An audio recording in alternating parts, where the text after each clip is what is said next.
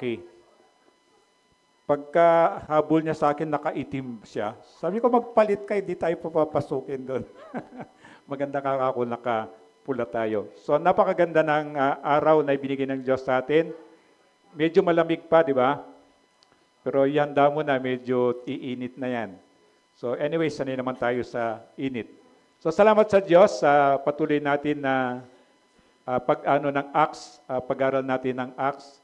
At last week, pinag-aralan natin yung pagpapalakas ng loob ng Diyos, di ba? Sino yung nakaranas ng ma-discourage? O, kasama ako, di ba? So hanggang ngayon yan, alam mo ba yan ang pinakapaboritong tinitira ng demonyo? Lalo na kapag gumagawa ka ng kabutihan, naglilingkod ka sa Diyos, kahit na kung magsimba ka lang lahat ng basta't ginagawa mo maka-Diyos, ang paborito ng demonyo ay ma-discourage ka. Bakit? Para tumigil ka. Para hindi mo gawin yon. Pero dito, natututunan natin na merong Diyos na nagpapalakas ng loob sa atin at meron din naman siyang ginagamit. At ito yung napapag-aralan natin. Ay yung mga ginagamit ng Diyos para palakasin ang loob natin. Kay Pablo, in example niya, yung, di ba, ginamit niya yung kanyang mga kaibigan. Naranasan mo na yan, di ba? Kapag nandiyan kaibigan mo, lalo na kapag namatayan ka, di ba? Meron kang kaibigan dyan, kahit hindi kumikibo yan, di ba? Nakaupo lang sa tabi mo, parang lumalakas ang loob mo. So the same ngayon, yan pa rin ang ginagawa ng Diyos at yung kanyang mga bunga. Lalo na kung naglilingkod ka sa Diyos, katulad ko, kapag nakita kong meron kayong kahit na konting pagbabago lang, nakikita mo kasi yan na ito yung bunga. Ibig sabihin, nagiging masaya ako kasi nagbubunga yung pagpapagal ko, yung pagtuturo ko. Mukhang sabi ko, meron akong naituturong maganda. So ito yung mga bunga mo, ginagamit ng Diyos yan at pinapakita niya yan para ikaw ay, parang kapag yung nagsasalitang ganito, di ba? Kapag nakatingin kayo sa akin, tapos kuminsan tumatangon-tangon ganon, doon ako nagpo-focus kasi na-encourage ako. Ngayon, pag nakita ko naman yung nagsisimula pa lang ako, tulog na, nadi-discourage din naman ako. Sabi ko, isang linggo ko pinag-prepare to, hindi man lang niya ako binigyan ng pagkakataon para pakinggan yung hinanda ko, di ba? Parang ganon. Pero ako naintindihan ko Siyempre, kapag nasa tabi ka ng Panginoon, nare-relax ka. At siyempre, pag nasobra yung relax mo, kung minsan beautiful eyes ka, di ba? Pag ganun-ganun ka, mamaya nakapikit na yan, di ba? So, naintindihan ko rin naman yon. Kaya lang, mas nakaka-encourage kung nakita mong may nakikinig doon sa pinagpagalan mo, parang ganon. So, ngayong umaga, yung sinasabi ng Diyos na huwag kang matakot, parati niyang ginagawa ito. Hanggang ngayon, marami tayong kinatatakutan, di ba? And then, ito yung pag-aaral natin ngayong umaga, itong part 2 nung last week, pagpapalakas ng loob ng Diyos kay Pablo, pero makakakuha tayo ng aral na magagamit na sa sarili buhay. At susundan natin sa Acts chapter 18 pa rin, verses ng 9 hanggang 18. Pwede po ba tayong tumayo bilang respeto sa pagbasa ng salita ng Diyos at sabay-sabay nating basahin? Isang gabi, sinabi ng Panginoon kay Pablo sa pamamagitan ng isang pangitain, "Huwag kang matakot, ipagpatuloy mo ang iyong pangangaral. Ano man ang mangyari, huwag kang titigil. Sapagkat ako'y nasa iyo, hindi ka maaano sapagkat marami akong tagasunod sa lungsod na ito." Kaya't nanatili siya roon at ipinangaral niya ang salita ng Diyos sa loob ng 1 taon at kalahati. Subalit nang si Galyo ay naging gobernador ng Akaya, nagsama-sama ang mga Hudyo sa pagdakip kay Pablo at pagdadala sa kanya sa hukuman. Pagdating nila doon ay sinabi nila, "Hinihikayat ng taong ito ang mga mamamayan na sumamba sa Diyos sa paraang labag sa batas." Magsasalita na sana si Pablo nang sabihin ni Galyo, "Kung ang usapin ito'y tungkol sa isang mabigat na pagkakasala o paglabag sa batas, makatuwirang pakinggan ko kayo. Subalit ang sakdal ninyo'y tungkol lamang sa mga salita at mga pangalan at sa kautusan ninyong mga Hudyo. Kaya kayo na ang bahalang lumutas niyan. Ayaw kong humatol sa bagay na iyan." At sila'y pinalabas niya sa hukuman. Kaya't si Sostenes na tagapamahala ng sinagoga ang sinunggaban nila at binugbog sa harapan ng hukuman. Hindi naman iyon pinansin ni Galyo. Pagkatapos nito, matagal pang nanatili si Pablo sa Corinto at saka nagpaalam sa mga kapatid. Pagdating sa Cenchrea, nagpagupit siya ng buhok sapagkat natupad na niya ang kanyang panata. Sumakay siya sa barko papuntang Syria kasama ang mag-asawang Priscilla at Aquila. Tayo po'y manalangin. Ama, salamat po sa salita mo na iniwan mo po sa amin na pwede po naming balik-balikan. At sa pamamagitan po ng kapangyarihan mo, O Diyos, alam po namin, ikaw po ang magpapaintindi po nito sa amin. Para ito po ay maintindihan po namin, mas lumakas po yung pananampalataya po namin, lumakas ang loob mo namin, at maging gabay po namin sa araw-araw na buhay po namin. Samahan mo po kami. Alisin mo po anumang distraction, Panginoon, bagkus may bigay po namin yung full attention po namin sa oras na to. Ito po yung dalangin ko, ito po yung dalangin namin sa pangalan ni Kristo. Amen and amen. Pwede pong umupo. So pagpapalakas ng Diyos, pagpapalakas ng loob ng Diyos, ito yung kahalagahan ng salita ng Diyos, di ba? Walang ibang pamamaraan eh. Walang ibang pamamaraan. Parang yung salita ng Diyos na nasa Bible nga, na itong pag-aaralan natin, konti lang to. So kailangan mo pa rin na magdagdag ng salita ng Diyos araw-araw. Sinong nakakarinig doon sa audio reading everyday? O, meron din, di ba? Yon yung mga yon. So meron po, kung hindi kayo member ng GC, pwede kayong mag-request mamaya, magpa-member kayo ng GC. Yung binabasa ko pag umaga, kaya makita mo yung boses ko sa umaga, wala pa kasi kagigising mo lang eh. Alam mo yung kagigising mo lang, napahinga ito ng 8 oras, parang ganon. Kailangan mo mag-vocalization muna pero hindi ko na nagagawa kasi gusto ko maka-start na maaga. Pag nadagdag kayo sa GC, pag umaga, kasi ugali ko yon, nagbabasa ng Bible every day. Yung binabasang yon, pag sinundan mo yon, mababasa mo ang buong Bible in 1 year. So every year, cover to cover yung Bible. So pagdating ng December, makita mo nandun sa dulo na yan, sa Revelation na yan. So pag wala kang ginagawa, pwede mong pakinggan yon. Binigay ng Diyos yon sa akin kasi may mga kasama tayo dating mga bulag, yung mahina yung mata, yung mga ganon. At saka yung may kaibigan ako na naghahanap ng malaking font na Bible para mabasa niya. So pinaisip ng Diyos yun, bakit hindi mo na lang i-record yung binabasa mo para yung gustong makinig?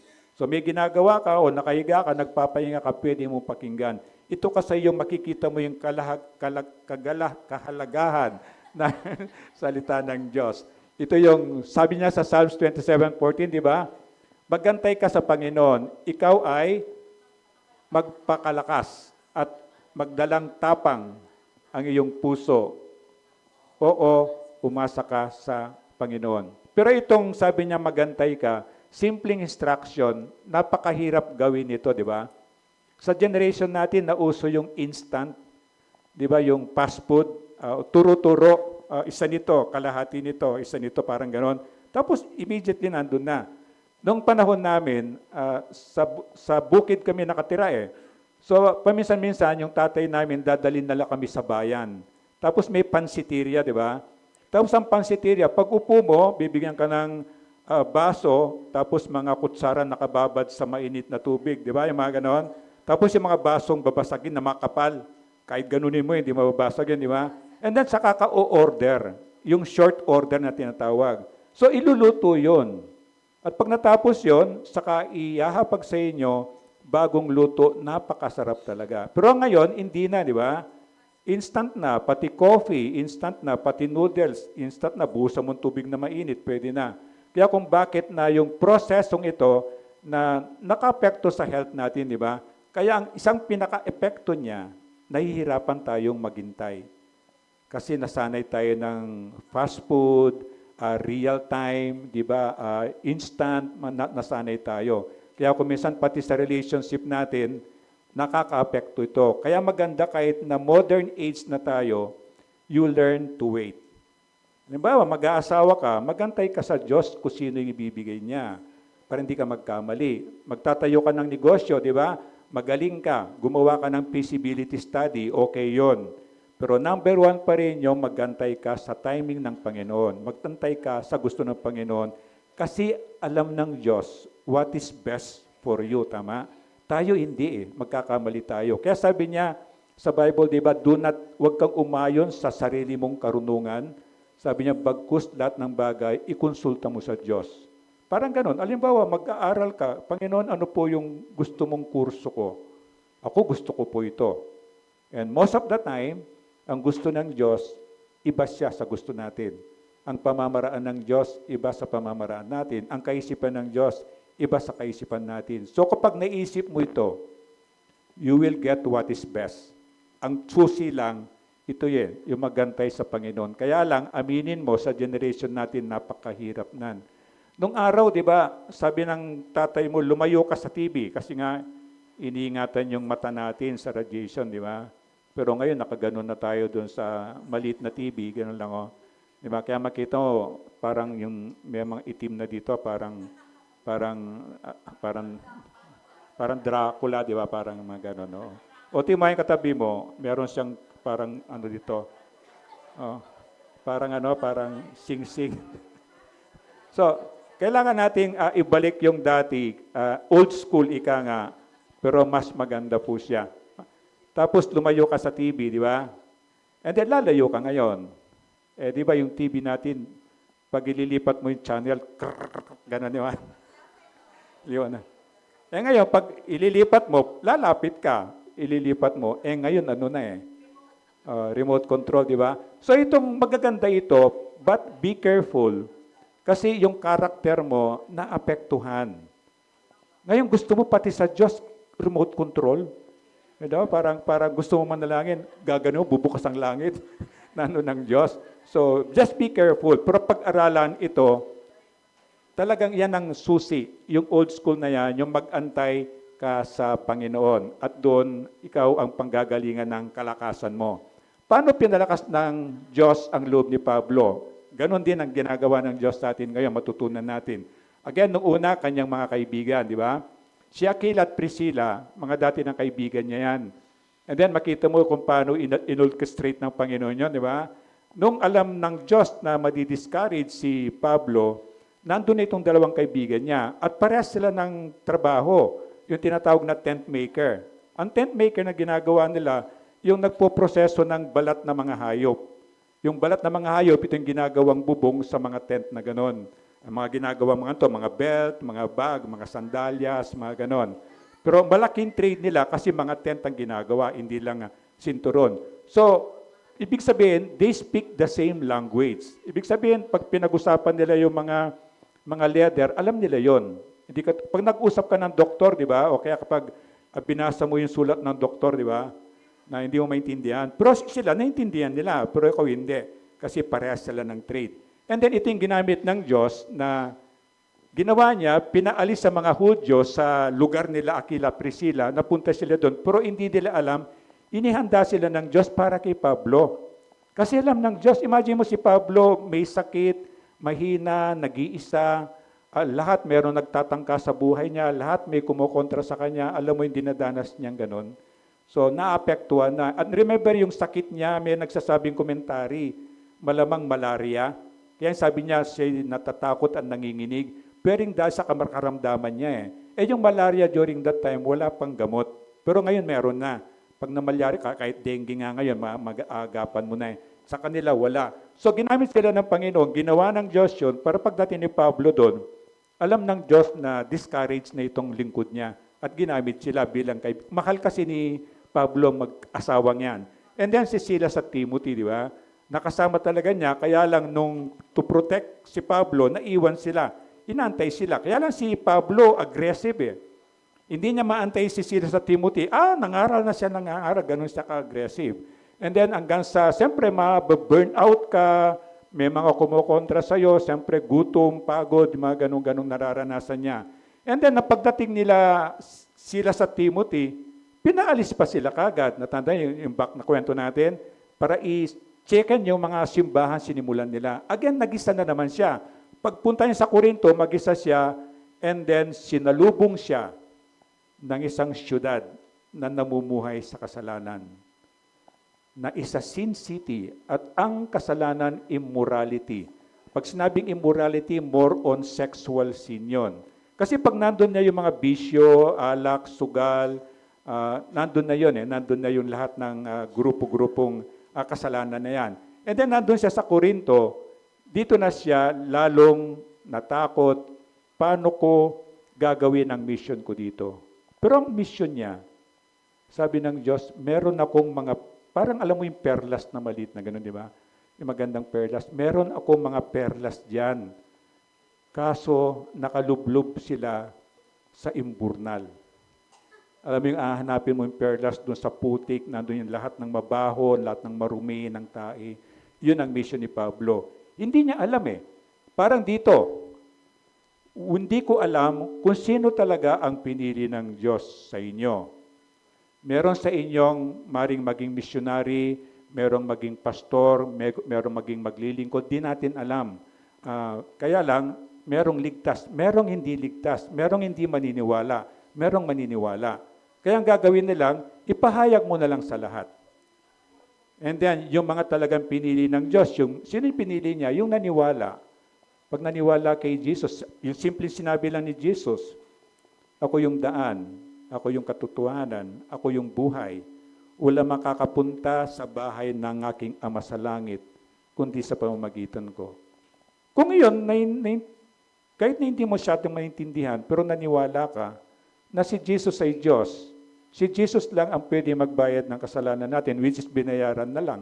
Di binayaran na niya. Ang gagawin mo na lang, maniwala ka na lang. At yun, maliligtas ka. So, hindi lahat. Kaya si Pablo the same. Hindi niya alam kung sino doon ang maniniwala. At merong hindi maniniwala. Mabuti nga ngayon, wala na yung, ba't gumagano ng mic? Mabuti nga yun, hindi na yung may nambabato, yung mga against kay Jesus. Di ba sila Pablo, kinakaladkad pa para dalhin sa hukuman. Meron sa ibang bansa, pero mabuti dito sa Pilipinas, hindi nangyayari yon. Sa ibang bansa talaga meron yon. Papatayin ka pa sa public square para hindi ka pa marisan. So sabi niya itong si Silas at Timothy, inantay niya, and then ma-imagine mo nung dumating na sila. Pero yung pag-aaralan natin nung panahon na nadi-discourage si Pablo, anong ginawa ng Diyos? At pag maalala mo ito, pag ikaw nadi-discourage, maalala mo na merong Diyos. Merong Diyos na nakakaalam ng pinagdadaanan mo. Kahit ngayon, iba sa atin may pinagdadaanan, alam ng Diyos yan. So huwag ka mag-alala. All you have to do is to wait. Pray and wait. Manalangin ka at magantay ka. Kaso mahirap magantay. Halimbawa, gusto mong bumili ng cellphone, di ba? May pera ka. Mahirap magantay. Pero kung wala kang pera, wala kang choice, di ba? Ngayon, wala kang pera, gagawa ka pa rin ng paraan, di ba? Gagawa ka ng masamang paraan. Yun. Dahil hindi lang makapag-antay. Yung gano'n din naman yung umihingi, nahihiya siya, gagawin niya, mangungupit na lang. Di ba? Nahihiya siyang umutang. Hindi, yung umuutang, hindi nahihiya ko minsan, di ba? Yung iba pa nga, pag siningil mo na, mas matapang pa siya sa'yo, di ba? So, yung mga ganon. So, again, paggantay sa Panginoon, yung pagkonsulta, pwedeng i-practice every day. Di ba sa babae, yung iba, ewan ko, hindi man lang sa babae, di ba? Sabi nila kung bakit sila nalilate, kasi hindi alam ang isusuot. Di sabi ko, ipanalangin mo, God, ano po yung isusuot ko? So, yung mga ganon. Naniniwala ako na God will help you. Kasi nag-pray ka, di ba? God will help you. At titingnan mo makikita mo yung solusyon niya. And then Proverbs 27:9, sabayin niyo ako. Ang langis at pabango ay gaya ng tapat na payo ng isang kaibigan na nagdudulot ng kaligayahan, di ba? So, ilan ba yung tapat mong kaibigan? Marami tayong kaibigan, di ba? Pero kukunti lang talaga yung, it's not about how many. Yung, parang sa Facebook, di ba? Kung minsan ang friends mo, 2,000, ilan lamang talaga yung talagang personal mo doon. So ito yung mga tapat na kaibigan na yan, ito yung ano talaga, makikita mo sa panahon ng kasiyahan, sa panahon ng lungkot, maasahan mo talaga. At sa pagkakaibigan, mag-i-invest ka. Hindi one way. Hindi puro palibre ka na lang palibre, di ba? Mag-i-invest ka rin, kasi kaibigan mo yan eh. Mag-i-invest ka ng time, pinagpipray mo yan, di ba? Mag-invest ka ng... Meron akong best friend eh, na matagal ko ng best friend, matagal na, siguro 40 years. Alam mo bang nagkikita kami once a year lang, pero best friend kami. Alam mo yung quality, hindi yung parati, pero quality. Yung talagang alam mo sa puso mo, nandun siya. Di ba? Yung ganon. And then sabi niya, pangalawa, hindi lang kaibigan, yung kanya mga bunga. Sabi niya, si Titus Justus, o tinatawag siya sa ibang book, Gaius, para lang maintindihan natin. Sino yan? Remember sa kwento natin, parang nainis na si Pablo. Ayaw niyong maniwala sa sinasabi ko, bahala kayo, pinagpag niya yung ano niya, yung alikabok, di ba? Kasi ang mga Hudyo, pag pumunta sila sa lugar ng mga hentil, ang tingin sa hentil tayo. Ang tingin nila sa atin, marumi. Kasi kumakain tayo ng baboy, di ba? So kapag, alimbawa, ito yung lugar natin, Pilipinas, pupunta ka ng Israel, dito Israel. Bago siya pumunta ng Israel, pinapagpag nila yung sandalyas nila. Para yung alikabok galing sa bayan ng mga marumi, hindi papasok sa bayan nila, di ba? Kultura nila yon. So nagalit si Pablo. Kung kayo, sabi niya, pinapagpag nyo yung mga sandalyas nyo sa alikabok kasi tingin nyo sa mga hentil ay marumi, ako pinapagpag ko yung coat ko. Magmula ngayon, sabi niya, sa mga hentil na ako magtuturo, di ba? Galit siya. Galit siya hindi sa personal na galit niya. Kasi siya kahit patayin mo na siya, patuloy siya eh. Kasi nakita niya yung tunay na Diyos talaga. Naranasan talaga niya yung kapangyarihan ng Diyos. So wala na makakapigil sa kanya. Kaya siya nagagalit, nire-reject nila si Jesus. Ayaw nilang paniwalaan yung mensahe ni Jesus. Ito yung kinagagalit niya. And then galit siya, umalis siya doon sa sinagoga doon sa pinagalitan niya, di ba? Nagtuturo siya. Umalis siya, bahala na kayo dyan, magmula ngayon sa hentil na ako magtuturo. Umalis siya. Lumipat siya doon sa bahay malapit sa sinagoga. Di ba? Nakita mo yan? Pero makita mo doon, kasi mahal niya. Mahal niya. Kahit na nagbabanta ka, iwanan kita, bahala ka dyan, di ba? Dahil mahal mong asawa mo, nandun ka lang pala sa tabi-tabi, di ba? Hindi ka naman talaga umalis, di ba? Kunwari, nagbalot-balot ka pa, kasi hinantay mo lang naman pigilan ka, di ba? Yung mga ganun eh. Hindi ka pinigilan, hindi napasubo ka ngayon. Dahil mahal mo siya, hindi ka naman talaga lumayo eh. Dito ka lang talaga sa tabi, dahil mahal mo siya. The same with Pablo. Mahal kasi niya mga Hudyo, kahit ganun sila, gusto niya, hanapin niya yung mga maniniwala para maligtas. Maranasan nila hindi lang yung kaligtasan sa langit, kundi maranasan nila yung buhay na masarap na kasama si Jesus. So pumunta siya sa bahay ni Titus Justus. At later on, makita natin, ito, naniwala sila. Naniwala sila, naging mananampalataya sila. At malapit lang yung bahay nila, sinagoga. And then itong si Crispus, di ba, siya yung tagapamahala ng sinagoga. Iniwan niya, di ba, nagagalit siya. Pero eventually, naging mananampalataya diyan si Crispus. Bakit? Halimbawa, nandito yung sinagoga, nandyan lang si Pablo eh. And then malamang patuloy siya nagtuturo, di ba? At nakikita niya yung buhay niya, yung testimony niya, yung pamumuhay niya malinis, pamumuhay niya parang kay Kristo. At yun, naging ginamit ng Diyos para siya din ay maniwala kay Jesus, pati na yung buong sambayanan nila at sila nagpabautismo, di ba? Pagpapabautismo, ito yung pagpapahayag mo publicly na ako po ay tagasunod ni Kristo, ako po ay Kristiyano, sa abot na makakayo ko, pipilitin ko pong sumunod sa utos ng Diyos. Ito yung meron kang accountability publicly sa mga tao, which is makakatulong talaga sa atin. And then pangatlo, hindi lang kaibigan, hindi lang yung bunga. Katulad na ni-encourage siya, nagbubunga pala yung gawain niya. Pangatlo, ang Diyos mismo. Hanggang ngayon yan, ang Diyos mismo. Kung makikinig lang tayo, umaga pa lang may sinasabi ang Diyos sa'yo. Kung makikinig lang talaga tayo. Kaso sa kabisihan natin ngayon, ay hindi pa nakabukas yung isang mata mo, cellphone na hinanap mo, di ba? Mga ganon. Kung minsan nakatulog na, nandito cellphone, nandito yung tablet sa dibdib, yung mga ganon. So you have to, sabi ni God, wake up. Ibalik nyo yung dati. Kasi ang demonyo, ang devil, siya yung prinsipe ng mundo ngayon, di ba? Ang gagawin lang naman niya, ilalayo ka niya sa Diyos eh.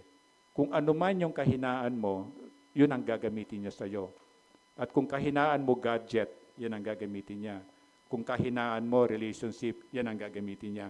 So ang Diyos mismo ang nag-encourage sa kanya. Sabi niya sa 1 Samuel 36, di ba? Sabi niya kay David, at nagdalamhating totoo si David sapagkat pinagsasalitaan ng bayan na batuhin siya, sapagkat ang kaluluwa ng buong bayan ay pumanglaw. Bawat tao dahil sa kani-kaniyang mga anak na lalaki at babae. Ngunit si David ay nagpakatibay sa Panginoon niyang Diyos. Anong background? Anong nangyari dito? Di ba lumaban sila and then iniwan nila siyempre ang mga anak, mga ari-arian nila. Pagbalik nila, sinunog ng kaaway nila lahat ng bayan nila at ginawang alipin ang mga anak nila at mga asawa nila. Kasi sila nando sa digmaan. Ngayon sa sakit ng loob nila, si David talaga alos nawala na siya ng boses, yung iyak talaga na may boses, yung iyak talaga na sumisigaw. And then ang mga tao sa galit nila, gusto nang patayin si David bilang leader nila. Pero again, pinakita ng Diyos ang katibayan niya nanggagaling sa Diyos kasi umaasa pa rin siya sa Diyos na hindi niya naintindihan yung nangyari.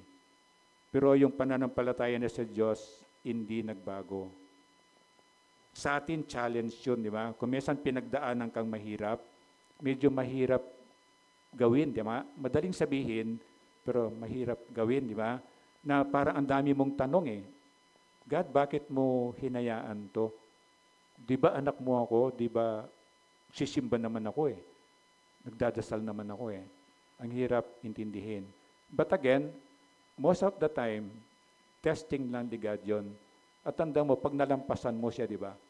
Pag nalampasan mo siya, ano nangyari sa'yo? Matatagang pananampalataya o masaya ka na.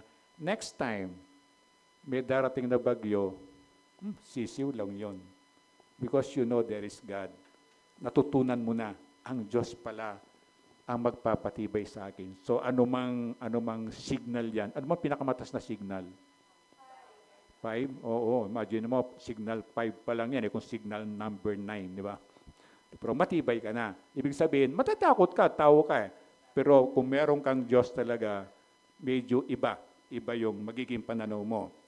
And then, 9, sabi niya, dito natin susundan yung lesson natin last time. Isang gabi, sinabi ng Panginoon kay Pablo sa pamamagitan ng isang pangitain, huwag kang matakot, ipagpatuloy mo ang iyong pangangaral.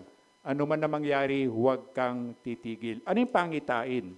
Di ba merong pangitain, merong panaginip. Ang panaginip, siyempre, tulog ka. Kung nag-illusion ka, sabi na naginip ka naman, illusion lang yon. Ngayon, kung yung panaginip talaga, tulog ka na naginip ka. Yung sleeping stage, pag deep sleep ka na, mananaginip ka na. Ngayon, pag hindi ka na naginip, ibig sabihin yung tulog mo bababaw. So, pag-aralan mong matulog ng mahimbing kasi papasok ka sa dreaming stage. Di ba meron dito yung, yung gaganon-ganon ka lang, parang manok, parang ganon-ganon, di ba? Parang nagpapaantok pa lang. And then, pagkatapos, may gumaganon ka, di ba? Yung ganon. Medyo papasok ka na sa deep sleep noon. And then, pag sa deep sleep ka na, papasok ka na sa dream stage. Ito yung tunay na napapahinga yung katawan natin. Pero yung mind natin, hindi siya nagpapahinga. Kaya nga kapag ang tao comatose siya, dead ang brain niya. So pag dead ang brain ko, comatose ako, hindi ko magaganito to. Because ang nagkukuman nito, hindi naman yung kamay eh. It's the brain. Ganun ka-powerful ang brain. Kaya sabi niya, yung pangitain ng usapang Diyos, hindi siya tulog. Nakuta yung difference, hindi siya tulog.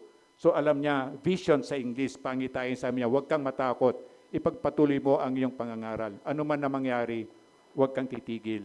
Last December 21, nag-announce ako, di ba, maybe that will be my last preaching kasi na-stroke ako. And then, nangako ako sa Diyos, magte-therapy ako kahit 6 months kasi yung kapatid ko 3 months eh. Sabi ko, God, kahit na 3 months. So, of course, tigil na muna ako sa ministry. Na-sustain yung 21. And then akala ko yun na nga yun, pero nung pinag-aralan ko nung Monday ito pala yun eh. And then ginamit niya sila, yung mga student pastors natin, si DJ, si AJ, sila yung nakiusap na baka pwede pong kayo muna. Eh siyempre gusto ko. This is what I love to do eh. Ito yung gusto ko talaga. Kaya lang siyempre matanda na ako, I have to step down para yung young generation sila naman ang pumunta. Pero dito ko nakita, nag-decide ako, last preaching ko ng 21, pinabalik ako ng Diyos and then pinaalala niya nung Monday ito. Sabi niya, huwag kang matakot. Kasi sinustay niya ako. Nag-therapy ako on my own lang, hindi sa hospital eh. Dito lang, ikot-ikot ako dyan. Siyempre, pag naganon ako, gaganon ako sa ikot-ikot lang ako dyan. Tapos stretching, mga ganon-ganon. Mga ano lang. And then nagtaka ako, kasi ito di ba? Ito yung na-paralyze ko eh. And then nalaman ko na lang, tumutulo laway ko. Kasi wala na palang feeling to. And then God restored me for this purpose. Kaya sabi niya, ipagpatuloy mo yung pangangaral. So, hanggat bigyan nila ako ng opportunity, di mangaral ko kasi this is what I want to do. Ito yung gusto ko talagang gawin. At huwag kang titigil, sabi niya. Kaso, yun ang gusto ko eh. Nagpagawa ako ng high chair, pinutulan lang nila. Nandito yun eh. Pero sabi ko, kahit nakaupo ako, pwede ako magturo naman. Pero hindi na rin eh. Dapat meron talagang hangganan.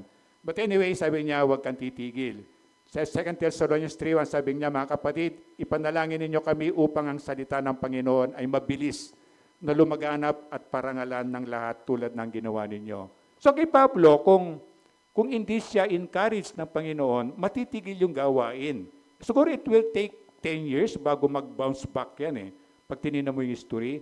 Pero sabi ng Diyos, dapat upang mabilis kasi marami mga taong namamatay na without Christ. Na kaya there is a sense of urgency.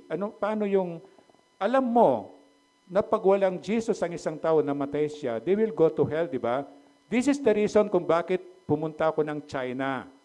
Na sabi nung nag-testimony sa amin, namamatay ang mga kababayan ko sa China without Jesus at pupunta sila sa hell.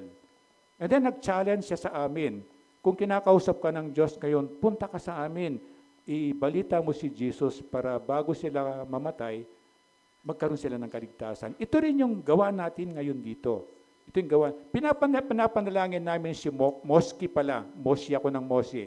Si Moski, pinapanalangin ko siya magmulang 2016. Kasama si Jerome. Sino nakakilala kay Jerome? Yung naka-wheelchair sa baba. Si Jerome. Di ba? Pinapanalangin kong mga yan na sabi ko, God, tulungan mo po sila. There are times inakyat si Jerome dito, di ba naka-wheelchair, binuhat lang yon. Then si Moski, pinapanalangin yan. Then nung nakasaklay na siyang ganon, nakikita ko sa bintana, pinapanalangin. Biglang hindi ko siya nakita.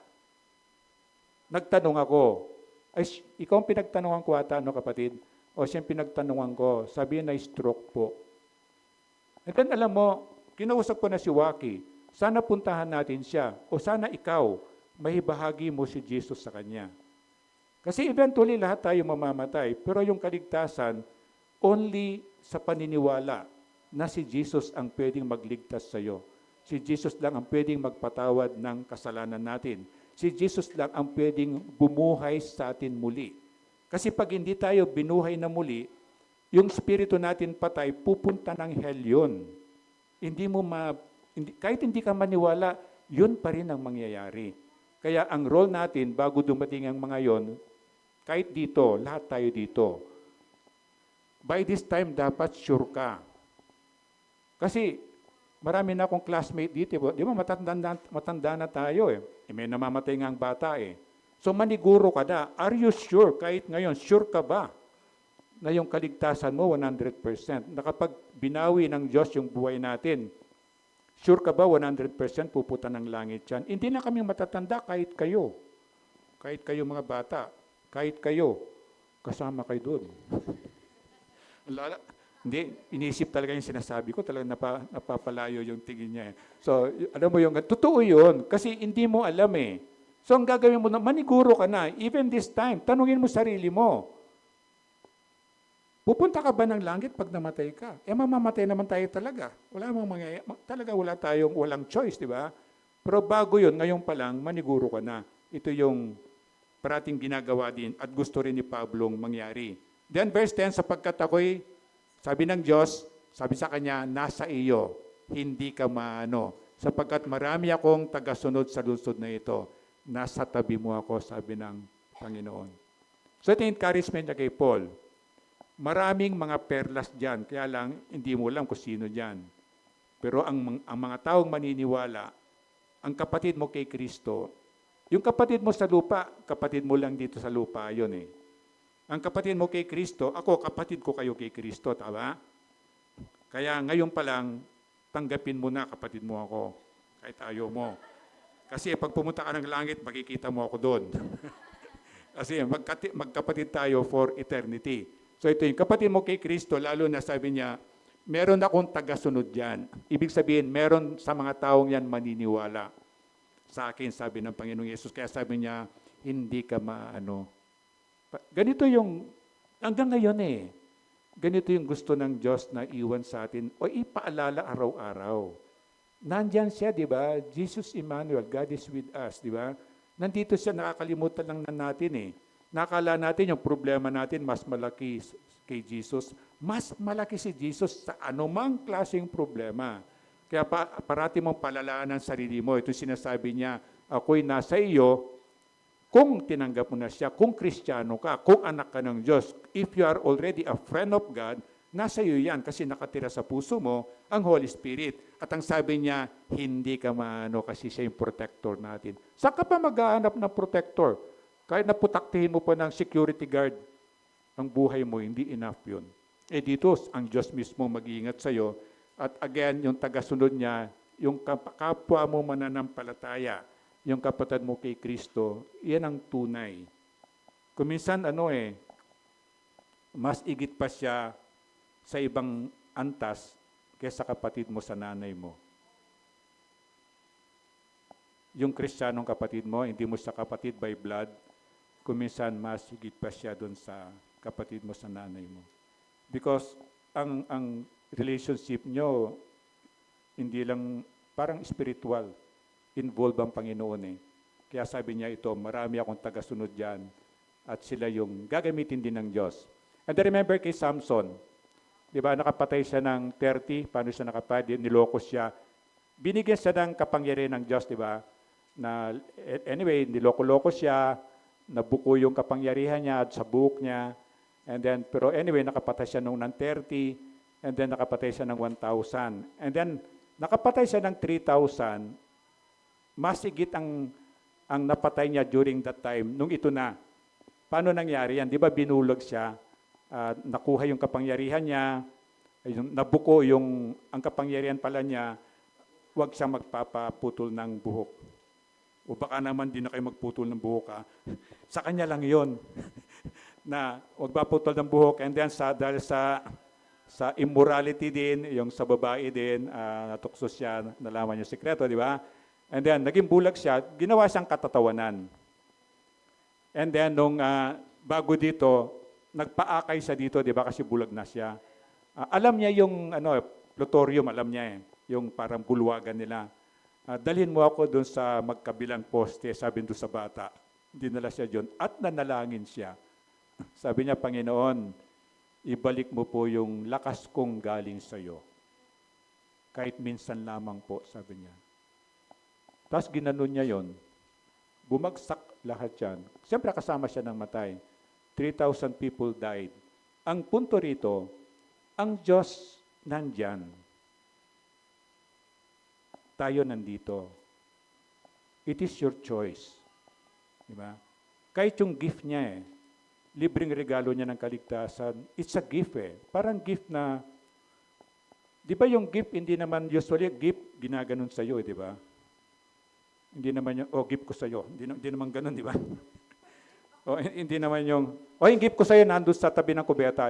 Usually hindi ganon, di ba? Pag may gift ka, may di ba? Merong ganyan. Parang kanina, di ba? Sinasabi ko sa inyo, may nagbigay sa akin ng gift, naka-bag, di ba? Tapos, sinabi mo si Pastor, tinago na naman sa office. Kasi po supply ko for 1 week yun. na ganon. Para naging ugali ko na lang. Kasi pag binigyan kita, bibigyan ko siya, bibigyan ko siya, bibigyan ko siya. Di pati wala na natira sa akin. Hindi po karamutan yon, practicality. Kasi sabi ng Diyos, kailangan kong mabuhay din sa pagtuturo ko sa inyo. At ito yung mga iba-ibang pamamaraan ng Diyos para gawin kabuhayan ko. But again dito, pinapakita ni Samson, kahit siya, pinakitang malinaw doon, kung tayo ay lalapit lang sa Diyos, kahit anong laki pa nung problema natin, kaya niyang lutasin yon. Parang ginawa niya dito. Oo. Purihin ang Panginoon. Tapos sabi niya 11, kaya nanatili siya roon. Siyempre na-encourage na siya, di ba? At ipinangaral niya ang salita ng Diyos sa loob ng 1 taon at kalahati. Kasi na-encourage siya. Kaya doon ang dami niyang nasulat na mga aklat, di ba, nasulat niya sa lugar during sa pag-stay niya roon. Ito yung kahit sa atin ito yung ginagawa ng Diyos kahit ngayon. And then pang-apat, hindi lang yung kaibigan, di ba? Hindi yung bunga, hindi ang Diyos lang mismo. And then ginagamit ng Diyos yung kanyang paghihirap. Sinong nagkaroon na ng kaaway? Nagkaroon na ng kaaway. Buti yung iba, walang kaaway, no? Ako rin, nagkaroon na ng kaaway. O sino may kaaway ngayon? O at least honest siya. Kaaway niya, asawa niya. Lagot ka mamaya pag-uwi mo. Talagang aawayin ka talaga niya. So anyway, ito yon. Ang sabi niya, ang kanyang paghihirap, ginagamit ng Diyos to, mga kaaway ang nagpapahirap sa atin, di ba? Tama? Kung wala naman ang kaaway, siyempre, sino kaaway ng Diyos? O demonyo, di ba? Anong agenda ng demonyo? 3. Pumatay, manira, magnakaw. So, siyempre, itong demonyong ito, gagawin niya sa'yo, ito yung magpapahirap sa'yo. Di ba? So, dito sinasabi niya, ginagamit ng Diyos yung kaaway mo. Paano ka gamitin yon? Eh, sabi nga ng Diyos, mahalin mo yung kaaway mo, di ba? Pastor naman, sabi sa akin, kaaway ko nga, yun eh. Tapos sabi yung mahalin ko pa. Di ba? Parang ang hirap.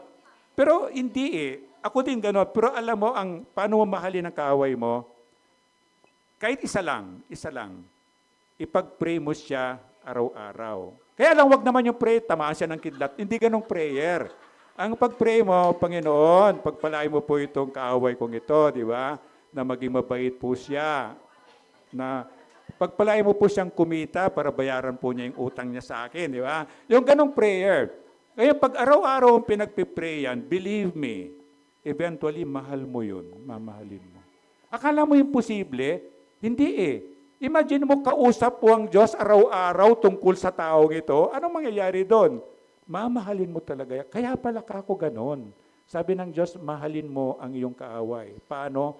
Ipanalangin mo siya. Kaya lang, again, be careful. Ang hirap manalangin ng magandang panalangin doon sa kaaway mo, di ba? This is the reality. Mas masarap manalangin doon sa pangit na panalangin, di ba? Talagang masisiyan ka. But again, sabi ng Panginoon, gagamitin yan para ma-encourage ka. Again, alamin mo kung sino yung kaaway mo. Di ba? Meron ba silang bisa o meron ba siyang kapangyarihan? Kung wala siya kay Kristo, wala. Tama? And then, ligtas na ba siya? Kung di pa siya ligtas, tama. Nakaaway mo nga yan. Kasi ang kaaway ng Diyos, kaaway mo. Kristiyano ako, yung kaaway ko, kaaway mo. Hindi naman yung kampi-kampi. Kasi yung Espiritu eh. Kung wala ka sa Diyos, nandito ka sa kabila. O hindi pwedeng gitna, hindi pwedeng sa taas, hindi pwedeng balimbing sa ano. Kung nasa kay Jesus ka. Kung nakitaning ka. So ito yon. So ito kaaway mo. Sino kaaway mo? Of course, yung kaaway ng Diyos. Di ba? Kasi kung kapatid mo yan, hindi kaaway niyan. Kapatid mo kay Kristo, di ba? Meron ba siyang kapangyarihan? Wala, kasi wala sa kay Kristo. Ang kapangyarihan galing sa Diyos, di ba? Ligtas na ba siya? Of course, hindi. Kasi hindi pa siya niniwala kay Jesus. Ngayon, kung hindi pa siya ligtas, isipin mo na lang, okay, inaaway ka niya, pero siya kailangan din niyang maligtas, tama? Kailangan din niya si Jesus. At si Jesus namatay siya also because of Him. Hindi lang because of me or because of you. So ito, pag nakilala mo yan, medyo magiging madali na. Sabi niya sa 12, subalit ng si Galyo ay naging gobernador ng Akaya, nagsama-sama ang mga Hudyo sa pagdakip kay Pablo at pagdadala sa kanya sa kukuman. Bakit nakaaway ni Pablo yan? Kasi hindi sila naniniwala sa Diyos ni Pablo, tama?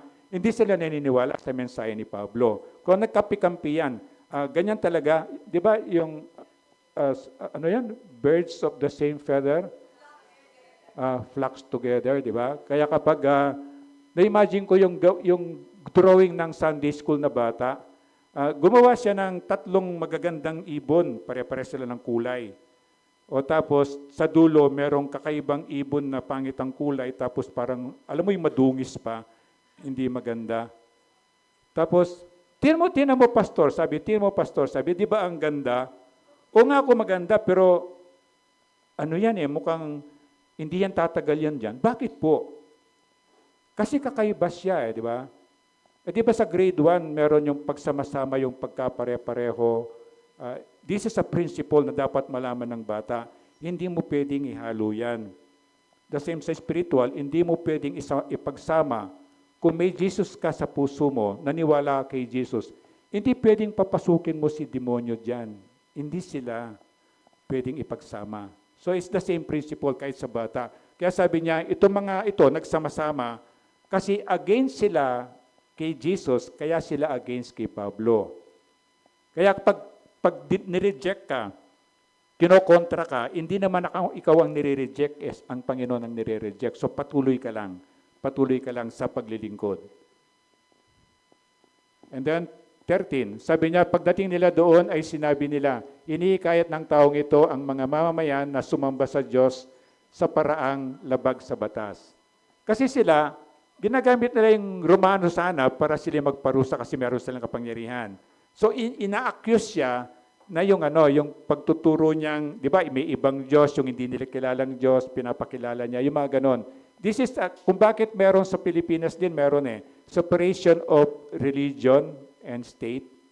Hindi mo pwedeng ipagsama yan. Na kung bakit tayo, nirerespeto natin ng gobyerno, di ba? Nagbabayad tayo ng mayor's permit. Yan, may mga fire extinguisher requirement ng gobyerno yan. Kailangan natin mag-comply. And then, sila naman, meron din silang contribution sa atin. Hindi po tayo nagbabayad ng tax kasi religious corporation, tax-free tayo. Yung mga ganon. So, merong cooperation yan. At again, sabi ng Diyos, siyang naglagay sa kanila dyan. So, kahit nakurap pa yan, gawin mo yung obligasyon mo. Anong obligasyon mo? Ipag-pray mo yan. Magbayad ka ng tax ka. Sumunod ka sa utos nila. Pag sinabi nilang yung pedestrian lane, nakakamatay po dyan, sabi ni Fernando, ano nakakamatay? Sige, takbuhan ng takbuhan, di ba? Nung may namatay, anong sabi ni Fernando? Sabi ng bata, buti nga. Bato-bato sa langit tamaan ay, hindi bato-bato sa langit tamaan, buti nga. Kasi para magpadala, di ba? The same kay God Kapag ginawa mo yan, sinunod mo yung magandang utos ko sa iyo, pagpapalain kita, di ba? Kapag hindi, paparusahan kita, didisiplinahin kita. So parang gano'n. So dito sabi niya, itong mga tao inihikayat, pero sabi ni Gario, usapin nyo yan. Sabi niya, magsasalita na sana si Pablo nang sabi ni Galio, kung ang usaping ito ay tungkol sa isang mabigat na pagkakasala o paglabag sa batas, makatuwirang pakinggan ko kayo. Problema niyong internal yan Religious problem nyo yan, tungkol sa pananambahan nyo, tungkol sa pagiging Hudyo nyo. Kaya problema nyo, hindi ako makikialam. Malamang, itong si Galio, narinig na niya mag-preach si Pablo. Do you think so? Di ba kasi, bakit niya parang naintindihan niya Pablo, naintindihan niya itong mga kumokontrol. So malamang, may mga times, hindi nakasulat pero mag-aisip ka, malamang merong times na nakinig si Galio sa mga preaching ni Pablo. And then 15, subalit, ang sakdal ninyo ay tungkol lamang sa mga salita at mga pangalan at sa kautusan ninyong mga Hudyo, kaya kayo nang bahalang lumutos yan. Ayaw kong humatol sa bagay na yan. So makita mo, there is separation na, again, makita mo yung sovereignty ng Panginoon. Yung sovereignty ng Panginoon, para lang dagdag kaalaman natin, alam mo, merong plano ang Diyos sa bawat isa sa atin, di ba? na kahit wala kang gawin, dahil plano ng Diyos yun, mangyayari. At gagawa siya ng paraan para mangyari. Dito, alam niyo, marami nakakalam dito. Nung pinalipat dito, nakasaklay po ako because yung diabetic neuropathy. Doon ako sa Vito Cruz, nasa ground floor ako. Doon, wala akong problema. Pag nandun lang ang CR, parang studio type na condo. Nung binadala ko dito, God, sabi ko, paano mo ko dadalhin doon? 4 na palapag, walang elevator. Since that time, hindi man ako nagsaklat, not even once. Ito yung ganun eh. Ito isusupply ng Panginoon, sabi niya, itong gagawin niya, kung susunod ka lang, at maniniwala ka lang. Kaya yung mga iniinda-inda natin yan na mga tuhod, mga ulo, mga butas na wallet, di ba? Kasing iba, wala namang wallet. Sinong walang wallet? Lahat may wallet? Ayan, walang wallet. Itong Timothy ko yan, si Waki. Sinong Timothy? Meron ka Timothy na inaalagaan, na ginagabayan, kahit pa isa-isa, 2, 3. Sila yung tinuturuan mo na mga kabataan. Tinuturo ko sa kanya, wallet. Kasi pag sinama ko siya, merong Chinese New Year, di ba? Yung mga, ano na yung red envelope? Ano na yun? Ampaw, di ba? May nakalatag na ampaw dyan, Pipili ka, pero isa lang. Tapos may pera yon. Ako nakuha ko 2 million, ay hindi 200. 200 ang laman, di ba? Sa kanya kawa siya 1,000. Ayun, wala si Lito, no? Sinisikreto kay Lito ata yun. Ay, nandun, lagot ka. Sorry, Waki. No, joke lang yan. Pero ang punto ko doon, wala siyang wallet. Paano ka bibigyan ng pera ng Panginoon? Wala kang paglalagyan. Totoo po yun. Kung wala kang wallet, magkaroon ka ng wallet. Tapos sabi mo sa akin, Pastor, nagkaroon ako ng wallet, wala naman laman eh. Lapit ka kay Israel. Brother Israel, wala naman yung wallet ko. Hindi ko alam anong gagawin niya, di ba? Pero meron kang chance at kasi meron kang wallet, di ba? Yung mga ganon. Kaya sabi niya, salita lamang yan, pangalan, sabi niya yung problema niyo yan ay kayong bahala dyan. And then pinigilan ng Diyos, hanggang ngayon ginagawa po ng Diyos yan. Kung magpapasakop ka sa niya, pinipigilan niya. Na gusto mo na mag-asawa, pinipigilan ka niya, di ba? Gusto mong matulog, hindi ka pinatulog para magsimba ka, di ba? Yung mga gano'n. Maraming ginagawa ang Diyos. Kung magiging sensitive ka lang, God is doing something beautiful sa ating lahat. Kaya lang masyado tayong busy. Di ba sabi sa Bible, yung small voice ng Diyos, hindi mo siya maririnig eh. Kasi ang ingay na ng mundo eh, di ba? Ang ingay na ng mundo.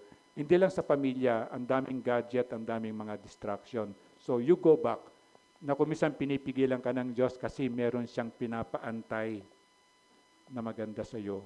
Kaya lang hindi ka makapagantay. And then 16, at sila'y pinalabas niya sa hukuman. Alam mo yung mga guard nila, may mga stick na gano'n during their time, ginaganon, no? Parang ginaganon. Ang Roman na, pag sinabi mong Romanong disiplina, masakit, medyo brusko, medyo bastos ang pagdidisiplina nila. Kaya kapag pumunta kayo sa 25, sa 1 trillion, I would suggest pag pupunta kayo doon, huwag kayong halo sa malaking mga grupo para just in case magkagulo, meron kayong exit. Ang purpose doon, bilang Pilipino, hindi ko po ini-endorse, hindi ko kayo, I'm just educating you in a sense, na kailangan nating mahalin ang bansa natin. This is one way to love our country. Hindi pa ba kayo nahihirapan sa pagiging mahirap? Ang dami nating kahirapan. Dapat mayaman po yung bansa po natin. Alam ng lahat yan. Kasi ang sabi ng mga foreigner na kaibigan ko, kasi pumapayag kayo eh. Hindi ka magkikipag-away. Ang paglaban natin, panalangin. But you have to go with your countrymen. Na pupunta po ako from a distance, tapos mananalangin, tapos aalis na. Yung ganon.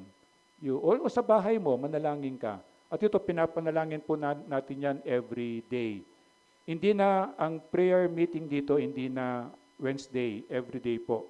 Kaya kapag nagsimba ka rito, every day po kasama Sister Cora, kasama ang pangalan mo po, every day yon. Ngayon, kapag nagsimba ka uli next Sunday, every day uli yon. Pinapalitan yon every Sunday. At alam natin na natutuwang Panginoon doon. So, kailangan nating ipanalangin ang bansa natin. Nakita mo yung sistema na nasanay na lang kasi tayo eh. Nasanay na tayo. Kaya parang na-adapt na ng mata natin. Doon sa mga nag-abroad sa inyo, alam ko nakita nyo yan. Nagaling kayo ng abroad, di ba? Of course, alam nga man nag-abroad ka, pumunta ka doon sa pangit, di ba? Pag nag-abroad ka, pupunta ka doon sa mga tourist destination, di ba? And then pag uwi mo ng Pilipinas, di ba nararamdaman mo yon? Makita mo yung mga bahay, sa pinuntahan mo, maganda pa yung bahay ng aso doon eh. Tama? In reality, and masasaktan ka talaga, dapat hindi ganito eh. Doon nga ang bahay ng aso, ang ganda, tapos bahay natin dito, ganon. Parang ganon. So it's about time. It's about time na magising tayo. Anong gagawin mo? Manalangin lang, manalangin. And then katulad niyan, nag-organize yung mga kababayan natin na you don't have to go there. Pero remember, sa 25 February yun, kahit sa bahay mo, ipanalangin mo, iluhod mo sa Panginoon. Kung bakit meron tayong kneeler dito, yan po yung pinakagustong gusto ko sa buhay ko. Yung manalangin sa Panginoon na nakaluhod talaga. And then 77 niya, kaya si Sostenes na tagapamahalang sinagoga ang sinunggaban at binugbog sa harapan ng hukuman. Hindi na may yon pinansin ni Galyo. Si Sostenes na siya yung tagapamahalang sinagoga, bakit siya binugbog? At sino bumugbog? Walang klaro sa Bible, hindi mo makikita. Pero makapag-isip ka, maraming bumugbog, kamukha niya mga Udyo. Yung mga kumakalabang kay Pablo. Kasi parang hindi mo pinaglaban ng tama yung kaso natin eh. Kaya parang natalo tayo, hindi tayo pinansin. So siya yung sinisi at siya yung binugbog. And then 1 Corinthians 1:1, sabi nga, mula kay Pablo na tinawag ayon sa kalooban ng Diyos upang maging apostol ni Kristo, at mula kay Sostenes na ating kapatid. Dating kalaban ni Pablo, nagdala sa kulungan, kinaladkad si Pablo doon, and then binugbog siya ng kapwa niya Hudyo, pero eventually naniwala sa kay Jesus because of the message of message of Pablo. Ito yun eh. Ito yun, kahit sa mga kaaway niya, gagamitin sila ng Diyos para ma-encourage tayo. Anong encouragement doon? Kahit anong salbahin yan, yung kaaway mong yan, kayang baguhin ni Jesus yan. Kahit anong hirap ng problema mo, kayang solusyonan ni Jesus yan. Kahit na stage 11 pa yung cancer mo, kaya ka buhayin ng Panginoon, di ba? Ngayon, buhay pa nga ako eh, di ba? So, yung ganon. So, walang imposible sa Panginoon. And then, paano pinalakas na Diyos ang loob ni Pablo? Una, yung kanyang mga kaibigan. Hanggang ngayon, ginagawa ng Diyos sa atin yan. Kanyang mga bunga. At lumingin kami, nagbubunga eh. Kahit sa mga kaibigan nyo, may nakikita kayong pagbabago, di ba? Mari ikaw yung nag-invite. Then makita mo may kahit konting changes lang, you settle for that. And then, ang Diyos mismo. Actually, ang Diyos mismo, araw-araw yan eh. Kaso hindi natin pinapansin lang eh. So, i-observe mo ngayon, i-practice mo every day. Paano mo ipapractice? Paminsan-minsan manahimik ka. Panginoon, ano pong gusto mong sabihin sa akin? Then you wait. Ito yung kulang sa atin, di ba? Kapag umarap tayo sa Diyos, dala natin, kala mo grocery list ng haba-haba. Panginoon, ito po yung gusto ko, di ba? Paminsan-minsan naman, Panginoon, ano pong gusto mo? Ano pong gusto mong sabihin sa akin? Ano pong gusto mong gawin ko? Di ba? Yung mga ganun. Napakasarap po. And then, wala kang maririnig na ano lang, pero take time. Keep quiet, and then spend that time. Walang gadget, or sabi nga ng Diyos, punta ka sa kwarto mo, isara mo yung pinto ng kwarto mo, at kausapin mo yung Diyos. Yung ganong sinasabi niya. At siyempre, yung mga kaaway natin, gagamitin ng Diyos. Bakit? Kaya nga tayo inaaway niyan. Kasi kung inaway si Henry, hindi ko kilala yon, di ba? Ang kagandahan ako yung inaway niya, nakunik ako sa taong yon. So nakunik ako sa taong yon, pwedeng gamitin ako ng Diyos para itong kaaway na to ay maging anak din ni Kristo. So tayo po'y tumayo at manalangin.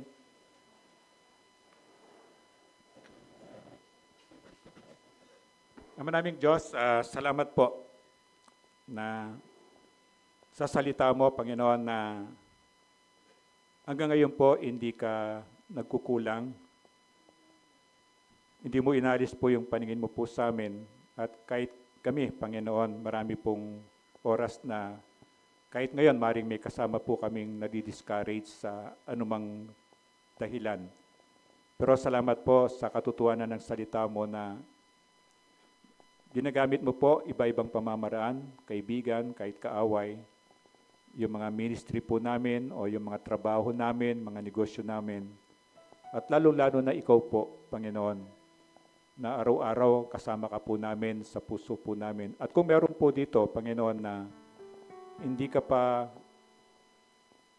tinanggap o hindi ka pa ginawang Panginoon nila, Panginoon, sana po mangusap ka sa kanila na ikaw lamang po talaga yung kabuuan na mga kagustuhan po namin, O Diyos. Ikaw po yung may sapat na kapangyarihan. Ikaw po yung tunay na nagmamahal po sa amin. Mangusap ka po sa mga kasama namin dito na hindi pa talaga isinuko ang buhay nila sa iyo, Panginoon. Para maranasan po nila, O Diyos, yung kasiguraduhan na pagkatapos po ng buhay namin sa lupa, ay alam po namin kung saan nahantong yung espiritong ipinahiram mo po sa amin. At ganoon din po, Diyos, habang nandito po kami sa lupa, yung sinabi mo, huwag kaming matakot dahil aalagaan mo po kami. Ipagtatanggol mo po kami, iingatan mo po kami, ibibigay mo po yung pangailangan po namin. Pagagalingin mo po yung mga karamdaman namin. Lahat ng kailangan po namin, O Diyos, ay kaya mo pong ibigay.